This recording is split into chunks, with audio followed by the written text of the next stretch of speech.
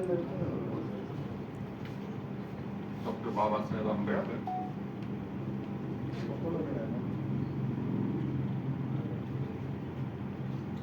शाहू महाराज, महात्मा फुले,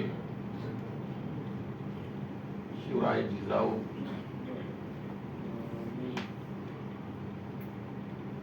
दोन वर्षातून जे विभागीय अधिवेशन होतं त्यासाठी आता ते 2 वर्षांनी झालं की 6 वर्षांनी असं आहे. जे काही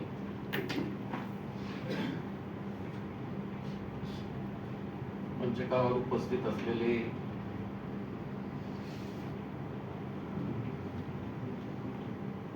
जयराम जाधव, नितीन पांडव, अहिरराव, शैलेश कुलकर्णी, दीपक सोनावणे, नाशिकची टीम, आर.टी. निकम, अरविंद परदेशी, मोहन देहाडे आणि अतिशय उत्साहाने, नक्की जेवणाची वेळ किती वाजता आहे मी बाहेरचा माणूस आहे, मला माहिती नाही. मी फक्त वाट बघत होतो की आताच अनाउन्समेंट होईल, परंतु मिळेल या अपेक्षेने भाषण करतो.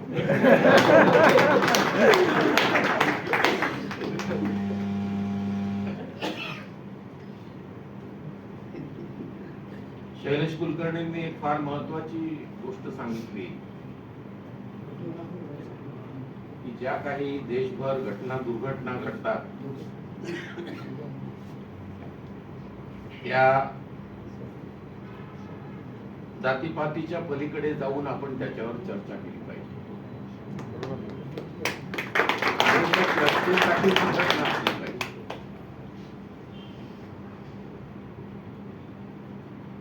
जाधव साहेब, या ठिकाणी मला लेनिन यांची प्रकर्षाने आठवण होते.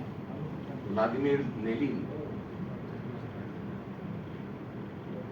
जे रशियन राज्य क्रांतीचे, आताचा रशिया गृहीत नाही धरायचं, ते फॉरवर्डेड व्हर्जन आहे रशियाचं. आपण खर तर अलेक्सी नवाल्नीला श्रद्धांजली पण वाहिली पाहिजे. रशियातला एकमेव विरोधाचा आवाज पुतीनने संपवलेला आहे. हे जे काही घडतं त्यावरती आपण जर चर्चा करणार नसू तर संघटनेची गरज नाही. लेनिनचं म्हणणं आहे, लोकांना एकत्र करताना फक्त सांगा पगारवाढीसाठी एकत्र यायचंय, पेन्शनसाठी एकत्र यायचंय, घरं मिळावी, इन्क्रिमेंट मिळावं यासाठी एकत्र यायचंय. पण एकदा एकत्र आलं तर जीवन काय आहे, त्याचे कंगोरे काय आहेत, आपल्यावर अत्याचार नक्की कोण करतोय, विहिरीत आपल्याला कोणी लोटलो या गोष्टींची चर्चा झाली. आताच्या क्षणाला आपण अशा प्रकारे बसलेले आहोत की जणू देशात काहीही घडत नाही. हा एकच 10 वर्षाचा काळ स्वातंत्र्यानंतरचा आपल्या देशात आहे जेव्हा दररोज डेमोक्रेसीचा खून होतो. दररोज. सुरुवातीला म्हणजे मला तर असं वाटतं की हे डेमोक्रेसीचा खून करण्याचं षडयंत्र कधी रचलं गेलं होतं. 1925 ला तर नव्हतं रचलं गेलं. ज्यावेळी RSS ची स्थापना झाली आणि 2025च्या 100 मध्ये हा मर्डर पूर्ण करूया असं 100 वर्षापूर्वी ठरलं होतं की काय. ज्या प्रकारे त्या कृती चालू आहेत आणि त्या इतक्या निर्लज्जपणे, बेमुरवतखोरपणे चालू आहेत की ज्यांच्या बाबत चालू आहेत त्यांना जास्त आश्चर्य वाटतं करणाऱ्यांपेक्षा. हे असं कसं असू शकतं. तो माणूस त्या पत्रिका खोडतो, वरून कॅमेरा बघतो आणि याच्यावर देश बंद झाला पाहिजे, या मुद्द्यावरती देश बंद झाला पाहिजे, या मुद्द्यावरती पाश्चात्य देश बंद होऊ शकतात. आपल्याकडे जणू काही घडलंच नाही. म्हणजे फक्त ते मुख्य न्यायाधीश चंद्रचूड साहेब, ज्या प्रकारे आपण जर ते बघितलं ती चित्रफित सुप्रीम कोर्टाची, तर त्या माणसाला असं वाटलं मला एक षडके जाऊन मारतो की काय खुर्चीवरून उतरून. इतक्या मोठ्या प्रकारे या षडयंत्रामध्ये संपूर्ण ब्युरोक्रेसी सामील झाली. फक्त राजकीय लोक या षडयंत्राचे भाग आहेत. कृपया RSS आहे, बीजेपी आहे, संघ परिवार आहे, या गोष्टी बाहेर काढून टाका. अख्खी ब्युरोक्रेसी ताब्यात घेतलेली आहे. पोस्टल डिपार्टमेंट थोडस वेगळ्या प्रकारे काम करतं म्हणून ताब्यात आलं नाही, पण माझं खातं तर ताब्यात आलेलं आहे. आजच्या क्षणाला पोलीस खातं काय घडतं ते घडू नये, कायदा सुव्यवस्था राखावी यासाठी काम ते करत आहे. तर या राजकारण्यांचा प्लॅन काय आहे, त्यानुसार आपल्याला व्यवस्था पुरवायची आहे, यासाठी काम करतात. कुठे आहे डेमोक्रेसी? आखी रेव्हेन्यू ज्याला आपण IAS जाधव साहेब अतिशय सन्मानाने उल्लेख करत होता की IAS दर्जाची मुलगी उल्लेख करत होते. आताची ब्युरोक्रेसी पाहिल्यानंतर तुम्हाला खरंच वाटतं का त्यांच्याविषयी आदराने काही बोलावं? आदराने काही बोलण्यासारखं नाहीच आहे. कधीतरी एकदा टिंगल वजा लालू प्रसाद यादव म्हटले होते बडे बाबू म्हणजे चीफ सेक्रेटरी. त्या माणसाला कळलं होतं की हे होय बा असतात, हे हुजरे असतात. पण प्रत्यक्षात कसे हुजरे असतात त्याचं मात्र गेल्या 10 वर्षामध्ये आपण पाहिलं. इलेक्टोरल बॉन्ड 7,000 कोटीची चोरी फक्त एकाच पार्टीकडे गेली. दुसऱ्या पार्टीला लाईट बिल भरायला पैसे नाहीयेत. याला विनोद म्हणून घ्यावं की याकडे मर्डर म्हणून बघावं? मी पोलीस खात्यातला अधिकारी, मला फक्त त्याच प्रकारे बघण्याची सवय आहे. मी याला मर्डर बघतो. त्या माणसाने जे 8 फॉर्म वरती खडाखोड केली, मर्डर. अगदी सुरुवातीला 10 वर्ष 2014 ची गोष्ट सांगतो मी. मला तेव्हाच अंदाज आला होता, फक्त दिवस कधीचा तो कळत नव्हता, की देशाला पूर्णतः कधी संपवलं जाईल. आता काही महिन्यांपूर्वीच्या माझ्या भाषणात मी म्हटलं की बहुतेक ही शेवटची इलेक्शन असेल. ते भाषण माझं खूप व्हायरल झालं. नाशिक मधलं EVM हटाओ देश बचावचं. आणि त्यानंतर मग मी आणखी 2-3 लोकांकडून ऐकलं की कदाचित शेवटची इलेक्शन, केजरीवाल शेवटचं इलेक्शन, शरद पवार हे शेवटचं इलेक्शन. अगदी इतकं व्यवस्थित सगळे पॅरामीटर्स एकाधिकारशाहीकडे जाणारे, हुकुमशाहीकडे जाणारे, सिस्टमॅटिक.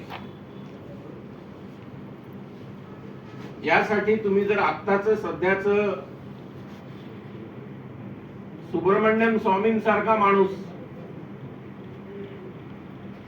मी बीजेपीचा सदस्य आहे असं सांगून त्यांचं म्हणणं आहे. पत्रकारांनी जेव्हा सांगितलं की काय तुम्ही मोदींना थांबवू शकता का, तर म्हणे मी भविष्य सांगणार नाही, पण थांबवण्याचा प्रयत्न प्रत्येकाने केला पाहिजे आणि मी करेन. पुढचं वाक्य, आणि मी बीजेपीचा सदस्य आहे तरीही. कारण मला आता या क्षणाला वाटतं, आता त्यांना पण उशीर झाला अर्थात, की आता हे संपतंय. डेमोक्रेसी, राज्यघटना, बाबासाहेब, या सगळ्या गोष्टी आता संपण्याच्या शेवटच्या टप्प्यामध्ये काही महिन्यांवर आलेल्या आहेत. जेव्हा ते 14 ला आले आणि पहिल्यांदा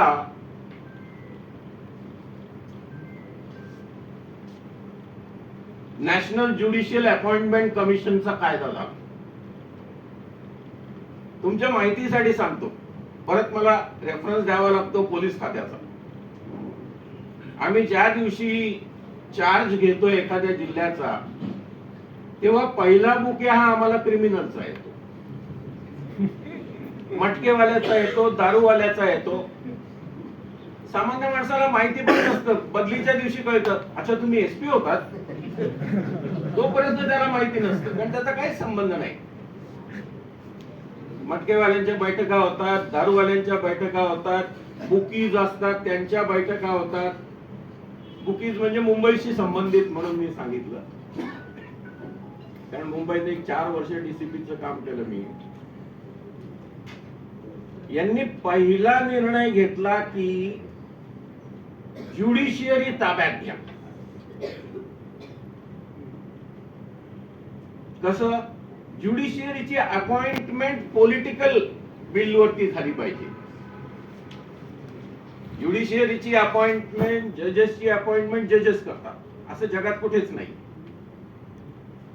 लगेच तो मुद्दा सांगितला की आपल्याला ट्रान्सपरन्सी आणली पाहिजे. बघा, मी असा विचार करतो की हा केडरायझेशनचा कॅम्प आहे जाधव साहेब, म्हणून मी या सगळ्या गोष्टी सांगतो, कारण बाकी तुमच्या गोष्टी ज्या आहेत त्यात खरंच मला काही माहिती नाही. परंतु संधी मिळालेली आहे तर इतका जमाव का होईना, कारण माझ्या दृष्टिकोनातून हा जमाव 100चा नाहीये, हा 10 लाखाचा जमाव आहे. शक्तीची चाचपणी केली बसल्या बसल्या, ही माणसं नक्की किती आहेत, यांची ताकद किती आहे. आणि जाधव साहेबांचं भाषण ऐकल्यानंतर तर 10 लाख पण कमी होईल, 10 कोटीचा जमाव आहे. पूर्ण महाराष्ट्रामध्ये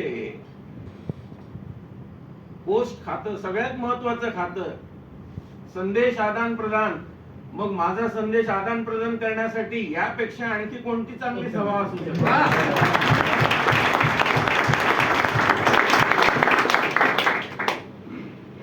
त्यावेळेला त्यांनी एनजीएसी आणलं आणि लगेचच ज्युडिशियरीला कळलं की अरे रे रे, हे अंगावर आणतोय बहुतेक. आपला हा अधिकार जजेस नेमण्याचा, बदल्या करण्याचा, एलिव्हेट करण्याचा, वरती प्रमोट करण्याचा, हा एक्सक्लुझिव्ह आपला अधिकार आहे. आणि तो बहुतेक हा प्रधानमंत्री घेण्याचा विचार करतो. हे कोण करतं सांगा? ज्यांना कोर्ट कचेरी, गुन्हे, जजेस हे माहिती असतात तेच हा विचार करतात. गेल्याबरोबर पोलीस अधिकारी पहिल्या दिवशी संध्याकाळी बैठक घेतो आणि काय विचारतो, या गावाचं वैशिष्ट्य काय, इथे कोणी हुतात्मे, स्वातंत्र्य सैनिक, महत्वाची माणसं, काहीच विचारत नाही. मटकेवाले कोण, दारूवाले कोण, कारण त्याचा इंटरेस्ट त्याच्यामध्ये असतो. आणि ज्युडिशियरीचे प्रमुख कोण, मॅनेजेबल की अनमॅनेजेबल, याची माहिती घेतो. अगदी तशा प्रकारे प्रधानमंत्री पदी बसलेल्या माणसाने अंदाज घेतला की आपल्याला काय केलं पाहिजे टू स्टार्ट विथ. आपल्याकडे वेळ कमी आहे, 10 वर्ष तसं कमी वेळ असतो देशाच्या दृष्टीने विचार केला तर. कारण आपल्याला डेमोक्रेसी संपवायची आहे. मला नाही वाटत आहे मी त्यावेळेच म्हणतोय 14चं. आणि सगळ्या कृती फक्त सुरुवातीला थोडीशी जनाची नाही पण मनाची तरी लाज होती. आता ह्या दोन्ही लाजांचं मुंडासं बांधून टाकलं, कमरेचं सोडलं. ज्या प्रकारे इलेक्शन कमिशनरची अपॉइंटमेंट कुणी करावी, म्हणजे दररोजचं युद्ध कसं चाललेलं आहे बघा, प्रधानमंत्री विरुद्ध चीफ जस्टिस. अपॉइंटमेंट कुणी करावी? चीफ जस्टिसनी खरं तर ते एक्झिक्युटिव्ह मध्ये निर्णय देण्याची काही कारण नव्हतं, पण ते आता अस्वस्थ झालेले आहेत. हे संपतंय सगळं. आणि आपण चीफ जस्टिस असताना संपतंय. दुसरं कोणी असतं तर वेगळी गोष्ट, कारण आपली वडिलांपासूनची परंपरा आहे जजेस असण्याची, चीफ जस्टिस आणि मॅक्सिमम ड्युरेशन असलेले त्यांचे वडील, आणि आताचे मॉडर्न काळात मॅक्सिमम ड्युरेशन असलेले धनंजय चंद्रचूड साहेब अधिक 2 मुलं आता कधीही ज्युडिशियरी मध्ये येतील. त्यामुळे ते चीफ इलेक्शन कमिशन, ज्याला काय म्हटलं जातं फलक्रम, त्याच्या भोवती देश इलेक्शन इयर मध्ये फिरतो. दुसरं काही नसतं चाललेलं. दिल्लीत फक्त एवढंच चाललंय, चीफ इलेक्शन कमिशनर कोण, दुसरे 2 इलेक्शन कमिशनर कोण, आणि इलेक्शन मध्ये काय होणार आहे, कोणत्या गोष्टी अडवल्या जातील, कोणत्या गोष्टींना मुभा दिली जातील, ईव्हीएमचं काय होईल. कारण आता माधव देशपांडे नावाचे गृहस्थ आहेत, जे बायडनच्या गव्हर्नमेंट मध्ये सल्लागार होते. त्यांचा ग्लेनली वेटने एक अतिशय सुंदर इंटरव्ह्यू घेतलेला आहे करण थापर यांनी.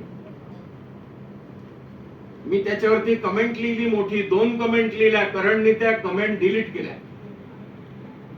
मी म्हटलं मग आतापर्यंत तुम्ही प्रत्येक इलेक्शन मध्ये मोदी कसे प्रभावी, नमो रागा जे आपण पाहिलेलं आहे, रागा म्हणजे राहुल गांधी, नमो म्हणजे नरेंद्र मोदी, नमो रागा जे तुम्ही चालवलं, आणि त्यातून मोदी फार पॉवरफुल ओरेटर आहेत. एखादी गोष्ट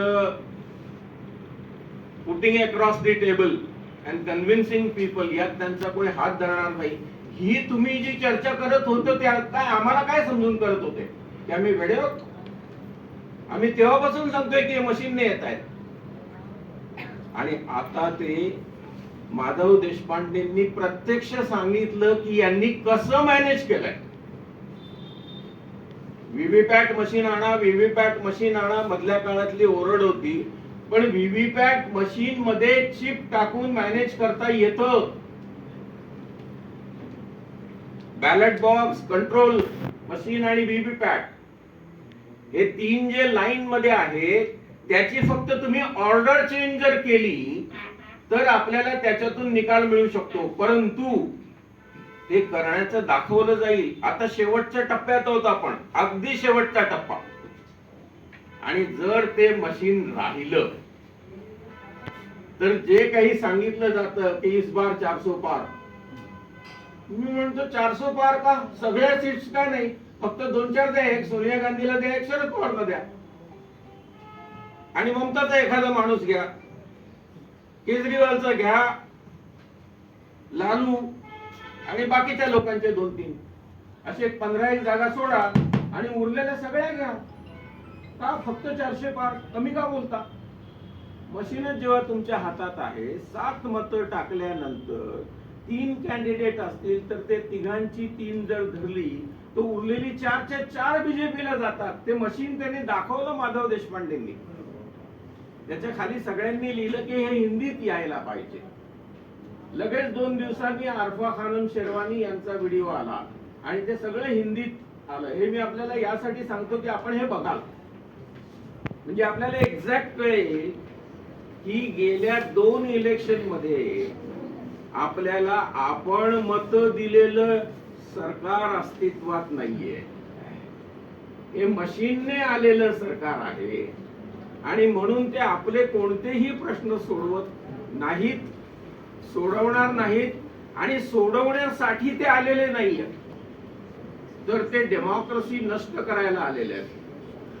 कारण ज्या वेळेला त्यांनी तेव्हा तिरंग्याचा अपमान केला, तेव्हा त्यांना राष्ट्रगीत नको होतं, तेव्हा सातत्याने बाबासाहेबांना विरोध होता. कालांतराने मग 125 बाबासाहेबांच्या जयंतीच्या निमित्ताने सांगितलं की ही वॉज अ ग्लू, आपल्याला सगळ्यांना एकत्र ठेवणारा असा तो एक गोंद होतं डॉक्टर बाबासाहेब आंबेडकर म्हणजे. परंतु हे सगळं नंतरचं जे त्यांनी आणलेलं आहे, त्यातून या क्षणाला येणाऱ्या 2-3 महिन्यामध्ये या देशाची लोकशाही पूर्ण नष्ट होणार आहे. मित्रांनो, मी या संधीचा फायदा घेऊन फक्त इतकंच आपल्याला सांगू इच्छितो की माहिती घ्या. ज्ञान हे सगळ्यात मोठं हत्यार आहे. अज्ञानाच्या आनंदात राहू नका, कारण आपल्याला फक्त पोस्ट खात्यात काम नाही करायचं, आपल्याला देशातल्या पोस्ट खात्यात काम करायचं. देश वाचला तर पोस्ट खातं वाचलं, आणि पोस्ट खातं वाचलं तर साहेब जसं म्हणाले तसं साडी गाडी जे काही म्हटलं तशा प्रकारे आपण आपलं घर वाचवू, घराची प्रगती करू. आपलं पोट भरलेलं आहे. ज्यांचं पोट भरलेलं नाही त्यांना हे प्रश्न जर मी सांगायला गेलो तर ते मला म्हणतील आमचं पोट भरण्याचे प्रश्न सांगा कसे सोडवायचे ते. आपलं पोट भरलेलं आहे. आपण पे बॅक टू सोसायटी या एका टप्प्यात आलेलो आहोत. मग पे बॅक टू सोसायटी नक्की काय? आपण फक्त सोसायटी SC ST एवढीच मर्यादित ठेवायची का? सगळे देशवासीय हे सोसायटी आहे. कमीत कमी या काळामध्ये तरी जेव्हा हे सरकार डेमोक्रेसी नष्ट करतंय, लोकशाही नष्ट होते, त्यावेळेला आपण बघ्याची भूमिका घेऊ नये म्हणून हे काही मुद्दे मी आपल्या समोर मांडले. निवडणूक रोख्यांचा एवढा मोठा प्रश्न सुप्रीम कोर्ट, त्याच्यावरती आता चर्चा ही सुरू झालेली आहे की मग ते 7,000 कोटी यांनी जे चोरले त्याचं काय करायचं? ते सोडून द्यायचं का? की मागे जे झालं ते जाऊ द्या, आता पुढे बघूया. अशा प्रकारची काही विद्वानांची चर्चा जी चाललेली आहे. इंटरनेट सगळ्यांना उपलब्ध आहे. फक्त व्हॉट्सअप, फक्त इंस्टाग्राम आणि फक्त आपल्या सोशल मीडिया व्यतिरिक्त थोडस बाहेर जाऊन जे काही चॅनल्स बघणं गरजेचं आहे ते आपण सगळ्यांनी बघावे अशी माझी विनंती आहे. ज्यांच्यावरती रेड पडलेले आहे, न्यूज क्लिक, न्यूज लॉन्ड्री, दी वायर, हे कमीत कमी 3 चॅनल्स जरी आपण खंगाळले तर आपल्याला देशात नक्की काय चाललेलं आहे, आपण काय करणं गरजेचं आहे याची माहिती जर घेतलात. कारण तुमचे सगळे फायर ब्रँड ओरेटर्स मी बघितल्यानंतर मी म्हटलं अरे हे तर सामाजिक क्रांती करू शकतात, हे पोस्टर कसे अडकले? सामाजिक क्रांतीसाठी ज्याला वॅंगार्ड म्हटलं जातं, जो सीमेवर लढत असतो, फ्रंट लाईन मध्ये लढतो, तशा प्रकारे फ्रंट लाईन मध्ये लढणारे लढवय्ये जाधव साहेब आपण जे निर्माण केलेले आहेत, जरा त्यांच्या ज्ञानाच्या कक्षेची व्याप्ती रुंदावा आणि जेणेकरून ते देशासाठी मार्गदर्शक कसे ठरतील यासाठी एक प्रयत्न आपण कराल अशी मी अपेक्षा व्यक्त करतो. आणि आपण बाबासाहेबांविषयी म्हणतो we are because he was, मग तेवढंच मर्यादित ठेवायचं की आपण ते जे होते तशा प्रकारे स्वतःचं रूपांतर करायचं की नाही या प्रश्नाचं सकारात्मक उत्तर देऊन आपण अशा प्रकारच्या परिषदा 6 वर्षाऐवजी आपण दरवर्षी ठेवा. आम्हाला प्रमुख पाहुणं नाही बोलवलं तर प्रेक्षक म्हणून बोलवा, म्हणजे आम्हाला बघता येईल की कुठपर्यंत समाज चाललेला आहे. कारण हा अतिशय जागृत आणि सजग असं समाजाचं आज मला दर्शन घडलेलं आहे. मला खरोखर वाटतं की मी आजचा दिवस कमावलेला आहे आणि आमच्या मित्रांना जातं, आमच्या घरी आले. आज एक भयंकर मोठा अपघात घडला होता, आपल्या माहितीसाठी सांगतो. आम्हाला वाटलं प्रोग्राम संध्याकाळी आहे आणि मी थोडासा आजारी आहे, मला स्टेंट टाकलेले आहेत, त्यामुळे मी सकाळी फिरून वगैरे आलं, थोडं खाल्लं की जाऊन आराम करतो. पण आराम करताना वरती येण्याचे सगळे मार्ग मी बंद करून आराम करायला गेलो, कारण माझ्याकडे एकाग्रता अभियान चालू आहे. विद्यार्थी 10 तास बसतात. माझ्या मुलाला काही संध्याकाळ की सकाळ याच्यात गोंधळ झाला आणि मला सांगितलं संध्याकाळी 6 वाजता कार्यक्रम. म्हटलं ठीक आहे, मी आराम करतो. मी फोन बंद केला आणि आराम केला. तो झाडावरून चढून वरच्या माळ्यावरती आलं आणि टकटक वाजवलं. मी म्हटलं टकटक वरती वाजूच शकत नाही, कसं काय वाजवलं? काहीतरी गडबड आहे. म्हणजे रात्र आहे की दिवस आहे, आता अंधार इतका केलेला असतो घरात. मी म्हटलं दरोड्याचा काहीतरी, तर पोलीस माणूस दरोडा म्हणलं. मी म्हटलं बहुतेक दरोडा पडतोय आणि तो पण सूचना देऊन ते आम्ही येतोय, म्हणजे वेगळे दरोडे करतो. कारण आपण जाऊन चित्रविचित्र भाषण करतो म्हणून कुठूनही येऊ शकतात, नागपूरमधून दरोडेखोर येऊ शकतात. आणि मग त्यांनी म्हटलं सर मी लवकर चला. मी म्हटलं का बरं? म्हणजे आपला कार्यक्रम सकाळी 11:30 वाजता आहे आता, आणि तोही 10:30 वाजता होता. पण त्यांनी सांगितलं 11:30 पर्यंत आलं तर चालेल.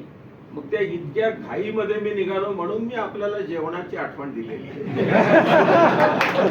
आपण शांतपणे माझं म्हणणं ऐकून घेतलं आणि मी सांगितलं त्या सगळ्या गोष्टींवरती आपण विचार कराल अशी माफक अपेक्षा ठेवतो.